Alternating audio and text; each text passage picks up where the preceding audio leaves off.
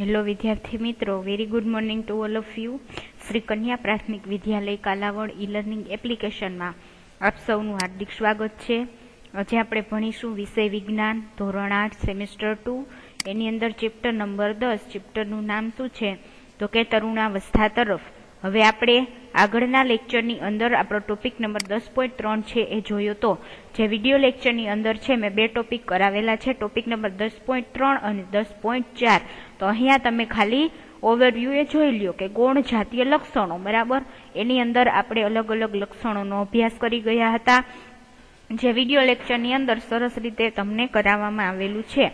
અને અહીંયા પણ તમારી જાણ ખાતર છે એ અહીંયા મેં સ્લાઇડ છે રાખેલી છે, તો જ્યારે વિડીયો તમે જોતા હો ત્યારે તમારે એને વાંચી લેવાની થશે, બરાબર.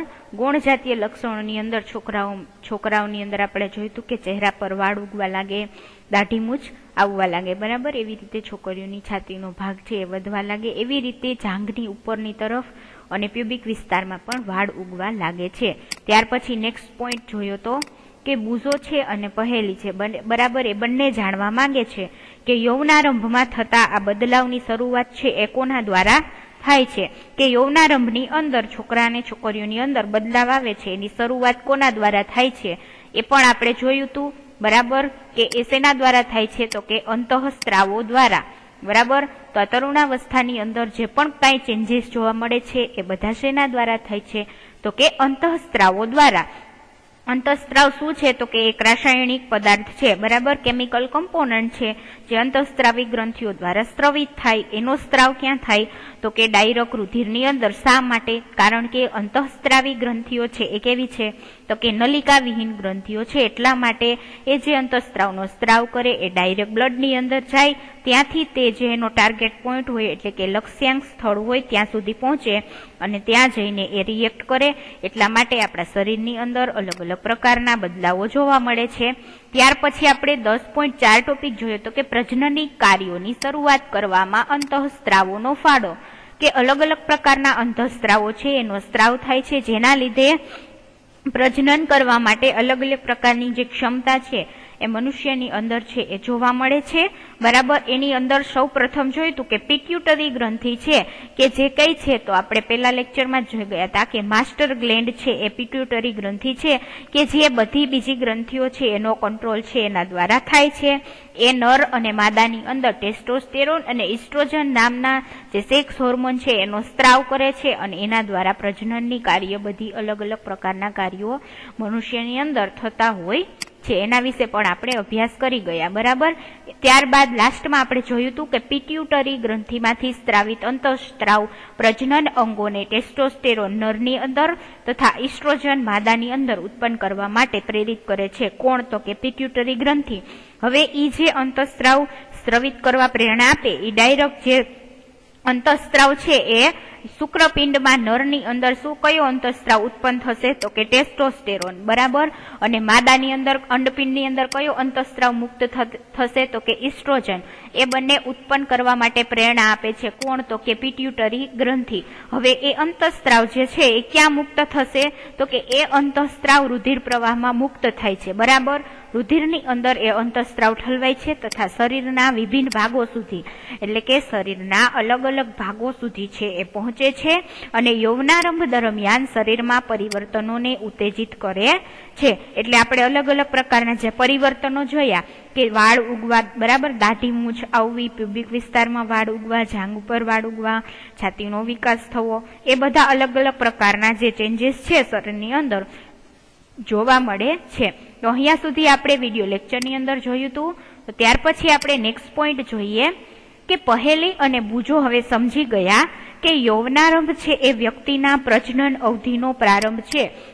એટલે કે જે યૌવનારંભ છે એ અવસ્થા કઈ છે તો એ અવસ્થા દરમિયાન પ્રજનનની અવધિ છે એની શરૂઆત, પ્રારંભ એટલે શું તો કે શરૂઆત થઈ જાય છે. હવે જ્યારે વ્યક્તિ પ્રજનન ક્ષમતા પ્રાપ્ત કરે છે પરંતુ તે જાણવા માંગે છે કે શું પ્રજનન અવધિ છે એકવાર શરૂ થઈ જાય પછી જીવન પર્યાપ્ત ચાલુ જ રહે છે કે અમુક સમયે તે પૂર્ણ થઈ જાય છે, बराबर विद्यार्थी मित्रों, अहींया पहेली अने बूझोने प्रश्न थाय छे के आपणे जोयुं के बाल्यावस्था छे एनो पण एक पर्टिक्युलर टाइम होय, बराबर, कोई पण वस्तुनो एक टाइमिंग होय। फॉर एक्जाम्पल आपणे जेवी रीते जोयुं के तरुणावस्था छे एनो पण एक समयगाळो छे, निश्चित समयगाळा सुधी जे अवस्था रहे छे। उदाहरण तरीके के तरुणावस्था छे 11 वर्षनी उंमरथी शरू थईने 18 થી 19 वर्षनी उंमर सुधी छे ए रहे छे। त्यारबाद शुं थाय छे तो के युवावस्था चालू थई जाय छे अने तरुणावस्था कम्प्लीट थाय छे, राइट।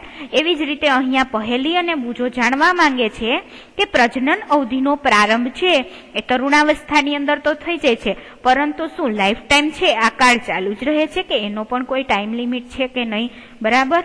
तो अहींया एना प्रश्ननो जवाब छे ए आपणे नेक्स्ट पॉइंट द्वारा समजीए। जोईए तो के 10.5 मनुष्यमां प्रजनन काळनी अवधि 10.4 सुधी आपणे कम्प्लीट छे, विडियो लेक्चरनी अंदर करी गया। हवे आपणो नवो टॉपिक छे 10.5 तो के मनुष्यमां प्रजनन काळनी अवधि। मनुष्यमां प्रजनन काळनो समय क्यां सुधीनो होय छे तो के ज्यारे तरुणोना शुक्रपिंड तथा अंडपिंड जन्युओ उत्पन्न करवा लागे छे त्यारे ते प्रजनन योग्य थई जाय छे, राइट। ज्यारे शुक्रपिंड अने अंडपिंड जन्युओ एटले कया तो आपणे जोयुं हतुं के शुक्रकोष अने अंडकोष एने शुं कहेवाय, नरजन्यु अने मादाजन्यु। एटले जन्युओ तमने कोई एम पूछे के अंडपिंडमांथी कया जन्युओ उत्पन्न थाय छे तो तमारे याद राखवानुं के अंडकोष। एवी ज रीते शुक्रपिंडमांथी कया जन्युओ उत्पन्न थाय छे तो के नरजन्युओ एने शुं कहेवाय, शुक्रकोष। ज्यारे जन्युओ छे उत्पन्न करवा लागे शुक्रपिंड अने अंडपिंड त्यारे शुं थाय तो के त्यारे ते प्रजनन योग्य थई जाय छे। जन्युओनी परिपक्वता तेमज उत्पादननी क्षमता पुरुषोमां स्त्रीओनी सरखामणीए केवी होय तो के वधु होय। पुरुषोनी अंदर जे आ जन्युओ उत्पन्न करवानी केपेसिटी छे क्षमता ए केवी होय, स्त्रीनी कम्पेरमां वधारे होय छे। हवे स्त्रीओमां प्रजनन अवस्थानो प्रारंभ छे ए यौवनारंभ एटले के 10 થી 12 वर्षनी उंमरथी थई जाय छे। खास याद राखवानुं छे प्रजनन अवस्थानो प्रारंभ स्त्रीमां क्यारे थाय, 10 થી 12 वर्षनी उंमरथी, तथा ते सामान्य रीते 45 થી 50 वर्षनी उंमर सुधी चाल्या करे छे। 10 થી 12 वर्षनी उंमरथी प्रजनन अवस्थानो प्रारंभ थई जाय ते क्यां सुधी चाले तो के 45 થી 50 वर्षनी उंमर सुधी प्रजनन अवस्था छे ए चाले छे, बराबर। तथा यौवनारंभथी अंडकोषो परिपक्व थवा लागे छे। हवे आपणे जोयुं हतुं के 11 वर्षथी छे आपणी तरुणावस्था छे ए चालू थई जाय छे, बराबर। हवे त्यारथी ज जे अंडकोष छे ए केवा थाय, परिपक्व, एटले के परिपक्व थवा लागे छे, एटले के प्रजनन करवा माटे सक्षम बनी जाय छे। हवे अंडपिंडोमां एक अंडकोष छे ए परिपक्व थाय छे तथा लगभग 28 થી 30 दिवसोना अंतराल पर कोईपण एक अंडपिंड द्वारा अंडकोष छे ए मुक्त थाय छे।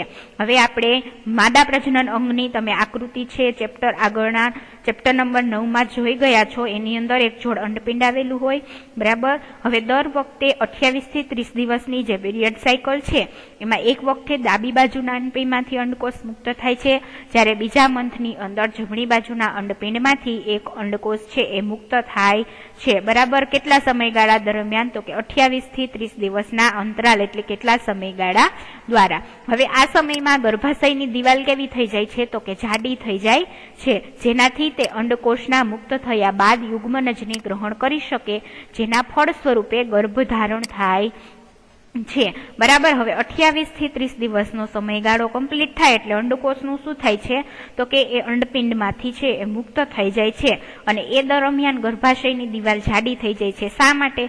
हवे तमने प्रश्न थवो जोईए के अंडपिंडमांथी अंडकोष आवे, बराबर, अंडवाहिनी द्वारा गर्भाशयनी अंदर, तो गर्भाशयनी दीवाल शा माटे जाडी थई जाय? कारण के जो ए दरमियान ज्यारे अंडकोष मुक्त थाय अने अंडवाहिनीमां आवे त्यारे जो फलननी प्रक्रिया थाय तो के अंडकोष अने शुक्रकोष बने वच्चे फलन थाय तो शुं बने तो के फलितांड बने अने जेना द्वारा शुं थाय तो के गर्भाशयनी अंदर गर्भधारण छे ए थाय छे। एटला माटे गर्भाशयनी दीवाल छे કેવી બને છે? તો કે જાડી બને છે, બરાબર. એ ખાસ યાદ રાખવાનું છે કે શા માટે ગર્ભાશયની દિવાલ જાડી બને છે. હવે જો અંડકોષનું ફલન ન થાય, આપણે પેલા આગળ એક પ્રશ્ન જોઈ લીધો કે જાડી શું કામ થાય, બરાબર, કે જો ફલન થાય અને ગર્ભધારણ થાય એટલા માટે ગર્ભ છે એ ગર્ભાશયની દિવાલની અંદર સ્થાપિત થાય એટલા માટે એ દિવાલ જાડી બની જાય. પરંતુ જો ફલન ન થાય તો અંડકોષનું શું થાય? જો અંડકોષનું ફલન ન થાય તો તેવી સ્થિતિમાં અંડકોષ તથા ગર્ભાશયનું મોટું સ્તર તેમજ તેની અંદર આવેલી રુધિર વાહિનીઓ શું કરે? તો કે તૂટવા લાગે છે. જો અંડકોષનું ફલન શુક્રકોષ દ્વારા ન થાય, બરાબર, 28 દિવસના સમયગાળા બાદ જો અંડકોષ છે એનું શુક્રકોષ સાથે ફલન ન થાય તો શું થાય? તો કે અંડકોષની સાથે ગર્ભાશયની દિવાલનું જે સૌથી મોટું સ્તર છે ઈ તેમજ એની અંદર આવેલી રુધિર વાહિનીઓ, બરાબર, એટલે કે બ્લડ વેસલ્સ, એ તૂટવા લાગે છે અને તેનાથી સ્ત્રીઓમાં રક્તસ્ત્રાવ થાય છે, બરાબર, જેને આપણે શું કહીએ છીએ? તો કે ઋતુસ્ત્રાવ અથવા તો રજોસ્ત્રાવ કહીએ છીએ, જેને ઇંગ્લિશમાં આપણે મેન્સ્ટ્રુએશન સાયકલ તરીકે ઓળખીએ છીએ, જેને ગુજરાતીમાં શું કહેવાય? ઋતુસ્ત્રાવ અથવા તો રજોસ્ત્રાવ, બરાબર, એટલે કે પીરિયડ સાયકલ અથવા તો મેન્સ્ટ્રુએશન સાયકલ. હવે ઋતુસ્ત્રાવ લગભગ 28 થી 30 દિવસોમાં એકવાર થાય છે. દર મહિને છે એ ઋતુસ્ત્રાવ થાય છે, એટલે કે 28 થી 30 દિવસના સમયગાળામાં. હવે પહેલો ઋતુસ્ત્રાવ યૌવનારંભની શરૂઆતમાં થાય છે, જેને શું નામ આપવામાં આવેલું છે? એને રજોદર્શન કહેવામાં આવે છે. જ્યારે તરુણાવસ્થાની શરૂઆત થાય ત્યારે સૌ પ્રથમવાર તમને જે પીરિયડ સાયકલ તમારી ચાલુ થાય, એટલે કે જે પહેલો ઋતુસ્ત્રાવ ચાલુ થાય યૌવનારંભની શરૂઆતમાં, એને શું કહેવાય? એને કહેવાય રજોદર્શન. અને લગભગ 45 થી 50 વર્ષની ઉંમરે ઋતુસ્ત્રાવ થવાનું શું થાય? તો કે બંધ થઈ જાય છે, બરાબર. આપણે જોયું હતું કે પ્રજનન કાળની અવધિ છે એ ક્યાં સુધીની હોય? પહેલી અને બુજોનો આપણે આગળની સ્લાઇડમાં પ્રશ્ન હતો કે પ્રજનન કાળની અવધિ ક્યાં સુધીની હોય? તો કે 10 થી 11 વર્ષની ઉંમરે ચાલુ થાય અને 45 થી 50 વર્ષની ઉંમરે એ કમ્પ્લીટ થઈ જાય, એટલે કે લગભગ 45 થી 50 વર્ષની ઉંમરે ઋતુસ્ત્રાવ થવાનું બંધ થઈ જાય છે. અને ઋતુસ્ત્રાવ બંધ થઈ જવાની પ્રક્રિયાને શું કહેવાય? તો કે રજો નિવૃત્તિ કહે છે. જેવી રીતે આપણે જોયું પહેલા ઋતુસ્ત્રાવ થાય એને શું કહેવાય? રજોદર્શન. એવી જ રીતે ઋતુસ્ત્રાવ જે બંધ થાય એને શું કહેવાય? તો કે રજો નિવૃત્તિ કહે છે. એને ઇંગ્લિશમાં મેનોપોઝ તરીકે ઓળખવામાં આવે છે, બરાબર, કે જ્યારે છે પીરિયડ સાયકલ છે કેવી થઈ જાય? તો કે પૂરી થઈ જાય છે. હવે પ્રારંભમાં ઋતુસ્ત્રાવ ચક્ર કેવું હોય છે? તો કે અનિયમિત હોય છે તથા તેને નિયંત્રિત થવામાં કેટલોક સમય લાગે છે. હવે શરૂઆતના સમયગાળાની અંદર ઋતુસ્ત્રાવ છે ઘણી વખત છે અનિયંત્રિત પણ હોય છે, કે એવું ફિક્સ નથી કે દર 28 થી 30 દિવસની અંદર છે તમને તમારું ઋતુસ્ત્રાવ છે એ થઈ જાય, એવું ફરજિયાત નથી. કારણ કે શરૂઆતના દિવસોની અંદર થોડાક હોર્મોનલ ઇમ્બેલેન્સને લીધે ક્યારેક તમને 2 મંથ અથવા તો 3 મંથ બાદ પણ તમારો ઋતુસ્ત્રાવ છે એ થતો હોય છે, બરાબર. હવે બાજુની આકૃતિમાં તમારી સમજ માટે મેન્સ્ટ્રુએશન સાયકલ છે એ તમને બતાવવામાં આવેલી છે, બરાબર.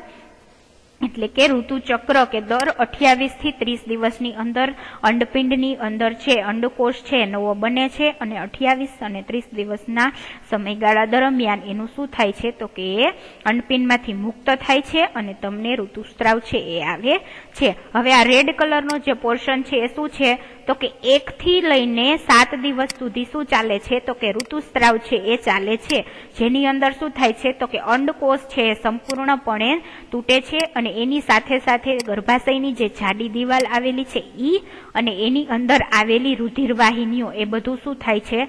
તો કે એ બધું બસ્ટ થઈ જાય, એટલે કે તૂટી જાય છે, જેના પરિણામ સ્વરૂપે શું થાય છે? તો કે રક્તસ્ત્રાવ છે એ થાય છે. એટલે મેન્સ્ટ્રુએશન એટલે કે પીરિયડ સાયકલનો સમયગાળો 1 થી 7 ડેઝ સુધીનો હોય છે. ત્યારબાદ શું થાય? તો કે 8 દિવસથી લઈને પાછા 28 દિવસ સુધી શું થાય છે? તો કે અંડપિંડની અંદર નવો છે અંડકોષ છે એ ધીમે ધીમે બનવા લાગે છે, બરાબર. એવી રીતે દર મહિનાની અંદર એક વખત ડાબી બાજુના અંડપિંડમાંથી અને એક વખત જમણી બાજુના અંડપિંડમાંથી અંડકોષ મુક્ત થાય છે અને શું થાય? તો કે ઋતુચક્ર છે એ ચાલુ થાય છે, બરાબર. તો આ ટોપિક ક્લિયર થઈ ગયો. ત્યાર પછી નેક્સ્ટ પોઈન્ટ જોઈ લઈએ. તો કે પહેલી કહે છે, બરાબર. હવે પહેલીને જોઈને ઘણા બધા પ્રશ્નો હોય જ છે. તો પહેલી કહે છે કે સ્ત્રીમાં પ્રજનન કાળની અવધિ રજો દર્શનથી રજો નિવૃત્તિ સુધીની હોય છે. શું તે સાચું કહે છે? બરાબર. હવે પહેલીને પ્રશ્ન છે કે સ્ત્રીની અંદર આપણે આગળની સ્લાઇડમાં જોયું કે પ્રજનન કાળની અવધિ છે રજો દર્શનથી, એટલે શરૂઆતના પીરિયડથી લઈને રજો નિવૃત્તિ સુધીની હોય છે. શું તે સાચું કહે છે? તો કે હા, કારણ કે રજો દર્શન શું છે? તો કે યૌનારંભની અંદર જે પહેલો ઋતુસ્ત્રાવ થાય એને શું કહેવાય? રજો દર્શન. અને 45 થી 50 વર્ષની ઉંમરે જે છેલ્લો ઋતુસ્ત્રાવ થાય, જે મેનોપોઝનો પીરિયડ હોય, એને શું કહેવાય? રજો નિવૃત્તિ. એટલે એ સાચું કહે છે. હવે ઋતુસ્ત્રાવ ચક્રનું નિયંત્રણ અંતઃસ્ત્રાવો દ્વારા થાય છે, જે આપણે આગળ પણ ભણી ગયા. હવે આ ચક્રમાં અંડકોષનું પરિપક્વ થવું, તેનું મુક્ત થવું, એટલે કે અંડકોષનું મુક્ત થવું એને શું કહેવાય? અંડપાત પણ કહેવામાં આવે છે. અને ગર્ભાશયની દિવાલનું જાડું થવું તેમજ ફલન ન થવું જેવી સ્થિતિમાં તેનું તૂટવું વગેરે તેમાં સામેલ છે. બરાબર. હવે ઋતુસ્ત્રાવની અંદર અલગ અલગ પ્રકારના ફેરફારો છે એ જોવા મળે છે. જો અંડકોષ છે એ જ્યારે અંડપિંડમાંથી મુક્ત થાય ત્યારે જો એને શુક્રકોષ અને અંડકોષનું ફલન થાય તો ગર્ભાશયની દિવાલની અંદર ગર્ભનું સ્થાપન થાય છે. બરાબર. એ પ્રક્રિયાને શું કહેવાય? તો કે ગર્ભધારણની પ્રક્રિયા. પરંતુ જો ફલન ન થાય તો અંડકોષનું શું થાય છે? તો કે અંડપાત થઈ જાય છે. એટલે કે અંડકોષ તૂટી જાય છે. એની સાથે સાથે ગર્ભાશયની દિવાલ અને એની રુધિરવાહિનીઓ તૂટી જાય છે અને રક્તસ્ત્રાવ થાય છે. બરાબર. જો અંડકોષનું ફલન થઈ જાય છે તો તે શું કરે છે? ધીમે ધીમે વિભાજન પામે છે તથા ગર્ભાશયમાં શું થાય છે? એનો વિકાસ થવા માટે સ્થાપિત થઈ જાય છે, જેનો તમે અગાઉના પ્રકરણ 9માં પણ અભ્યાસ કરી ચૂક્યા છો. પ્રકરણ 9માં તમે ગર્ભાશયની અંદર ગર્ભ કેવો દેખાય, બરાબર, 3 મહિના આપણે એને જોયું હતું કે ફર્સ્ટ ટ્રાઇમેસ્ટર, સેકન્ડ ટ્રાઇમેસ્ટર અને થર્ડ ટ્રાઇમેસ્ટર. બરાબર. એમ 3 મહિનાની સાયકલ છે. બરાબર. પ્રેગ્નન્સી દરમિયાન ટોટલ 9 મંથની સાયકલ હોય. એની અંદર ગર્ભની અંદર અલગ અલગ પ્રકારના ચેન્જીસ આવે છે અને એક સરસ મજાનું છે બેબી છે એ ડેવલપ થાય છે. બરાબર. હવે આ ગર્ભાશય, ફોર એક્ઝામ્પલ અહીંયા આકૃતિની અંદર તમને બતાવું, આ ગર્ભાશય છે એની દિવાલની અંદર ગર્ભ છે એ અહીંયા સ્થાપિત થઈ જાય છે અને ધીમે ધીમે જેમ જેમ સમય વીતતો જાય તેમ તેમ તેની અંદર છે અલગ અલગ પ્રકારના કોષો છે એડ થતા જાય છે અને ધીમે ધીમે એ એક બાળક છે એ બની જાય છે. બરાબર. આમ અલગ અલગ પ્રકારના ચેન્જીસ છે એ તમને જોવા મળે છે. ત્યાર પછીનો નેક્સ્ટ પોઈન્ટ જોઈએ. 10.6 ટોપિક નંબર 10.6 સંતતિનું લિંગ નિશ્ચયન કેવી રીતે થાય છે. બરાબર. હવે આપણે ગર્ભધારણ વિશે માહિતી મેળવી લીધી. બરાબર. રજો દર્શન, રજો નિવૃત્તિ કોને કહેવાય એ બધું જોઈ લીધું. યૌનારંભમાં થતા ફેરફારો પણ જોઈ લીધા. હવે સંતતિનું લિંગ નિશ્ચયન કેવી રીતે થાય છે. બરાબર. સંતતિ એટલે શું કે કોઈ પણ નવું જન્મેલું બાળક છે એ નર હશે કે માદા, એનું એ નક્કી છે એ કેવી રીતે થાય છે. બરાબર. તો પહેલી છે એને એક પ્રશ્ન થાય છે કે મેં મારી મમ્મી અને કાકીને વાત કરતા સાંભળ્યા છે કે મારી પિતરાઈ બહેનને બાળક આવવાનું છે, તે છોકરાને જન્મ આપશે કે છોકરીને જન્મ આપશે, તેની તેઓ ચર્ચા કરતા હતા. બરાબર. હવે પહેલી છે એની પિતરાઈ બહેન, બરાબર, એ એના ઘરે આવી હતી તો એના મમ્મી અને કાકી છે એ વાતો કરતા હતા કે એને છોકરો આવશે કે છોકરી. તો મને એ જાણવાની ઉત્સુકતા છે કે એ નક્કી કેવી રીતે થાય કે ફલિત અંડકોષ છે એ છોકરા તરીકે વિકસિત થશે કે છોકરી તરીકે. બરાબર. પહેલીને અહીંયા શું થાય છે કે પ્રશ્ન થાય છે કે મારી પિતરાઈ બહેન છે એને છોકરો આવશે કે છોકરી. બરાબર. એ સંતતિ છે એ નર હશે કે માદા. બરાબર. એ કેવી રીતે નક્કી થાય છે. તો એના માટે આપણે જોઈએ કે છોકરો કે છોકરી, બરાબર, જે જન્મશે એ છોકરો હશે કે છોકરી, એ કેવી રીતે નક્કી થાય છે. તો કે ફલિત અંડકોષ અથવા યુગ્મનજમાં જ જન્મ લેનાર બાળકના લિંગ નિશ્ચયન માટેનો સંદેશ છે એ રહેલો હોય છે. બરાબર. હવે જ્યારે અંડકોષ છે એનું શુક્રકોષ સાથે ફલન થાય, બરાબર, અને જે યુગ્મનજ બને એની અંદર જ એ સંતતિ લિંગ નિશ્ચયન એટલે કે બાળક છે છોકરો હશે કે છોકરી એ નક્કી થઈ ગયેલું હોય છે. એની અંદર જ શું હોય તો કે એનો સંદેશ હોય છે. તેની અંદર તો કે ફલિત અંડકોષની અંદર જ યુગ્મનજમાં જન્મ લેનાર બાળકના લિંગ નિશ્ચયન માટેનો સંદેશ હોય છે. આ સંદેશ ફલિત અંડકોશમાં દોરી જેવી સંરચના અથવા તો રંગસૂત્રોમાં હાજર હોય છે. હવે આપણે ચેપ્ટર નંબર 8 છે કોષ રચના અને કાર્યો, જે આપણે ફર્સ્ટ સેમમાં ભણી ગયા. એની અંદર તમને ખબર જ છે, કોષની અંદર કોષ કેન્દ્ર આવેલું હોય, એની અંદર દોરી જેવી રચના આવેલી હોય, જે આપણે જોયું હતું થ્રેડ લાઇક સ્ટ્રક્ચર. એને શું કહેવાય તો કે રંગસૂત્ર. એની અંદર શું આવેલું હોય તો કે જનીન, ડીએનએ મટીરિયલ, જેનેટિક મટીરિયલ તરીકે આપણે એને ઓળખીએ છીએ, એ આવેલું હોય છે. અને એની અંદર શું હોય છે તો કે જે બાળક આવવાનું છે એ છોકરો હશે કે છોકરી, એના માટેનો સંદેશ જનીનની ઉપર હાજર રહેલો હોય છે. હવે પ્રકરણ 8 ને યાદ કરો કે જેમાં પ્રત્યેક રંગસૂત્રો પ્રત્યેક કોષના ક્યાં આવેલા હોય તો કે કોષ કેન્દ્રની અંદર આવેલા હોય છે. મેં તમને હમણાં જ કીધું. હવે બધા જ મનુષ્યના કોષોના કોષ કેન્દ્રમાં 23 જોડ રંગસૂત્રો આવેલા હોય છે. ખાસ યાદ રાખવાનું, મનુષ્યની અંદર કોષની અંદર કેટલા રંગસૂત્રો આવેલા હોય? દરેક કોષની અંદર 23 જોડ. આ મનુષ્ય માટે છે. અલગ અલગ પ્રાણીઓની અંદર રંગસૂત્રોની સંખ્યા કોષોની અંદર કેવી હોય તો કે અલગ અલગ હોય છે. તો મનુષ્યની અંદર કેટલા હોય? ટોટલ 23 જોડ રંગસૂત્રો આવેલા હોય છે. તેમાંથી 2 રંગસૂત્ર એટલે કે 1 જોડ, બરાબર. 23 જોડ છે એટલે 23 ગુણ્યા 2 કરો એટલે કેટલા થાય?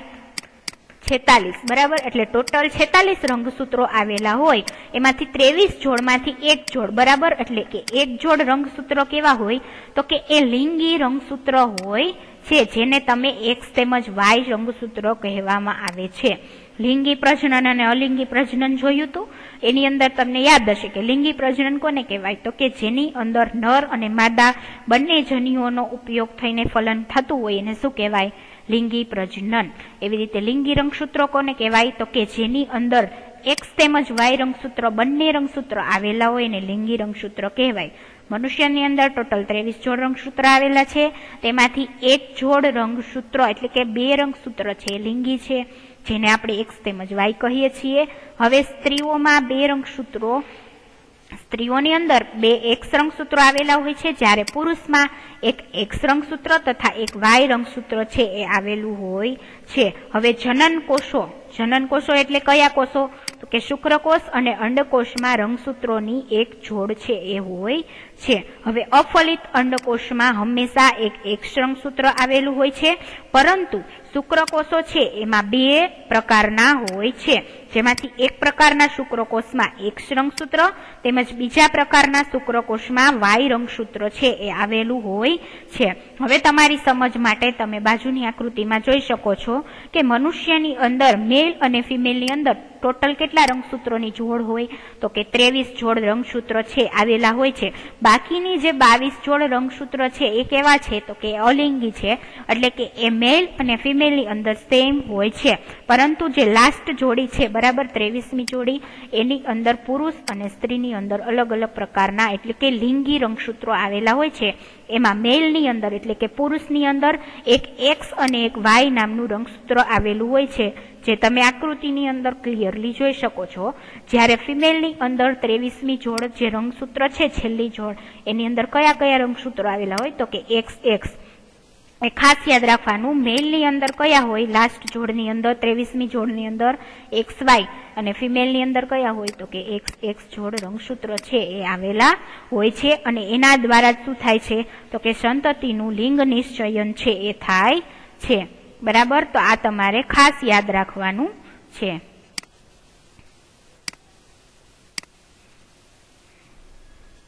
ત્યાર પછીનો આપણો જે ટોપિક છે, બરાબર, એ આપણે નેક્સ્ટ લેક્ચરની અંદર જોશું.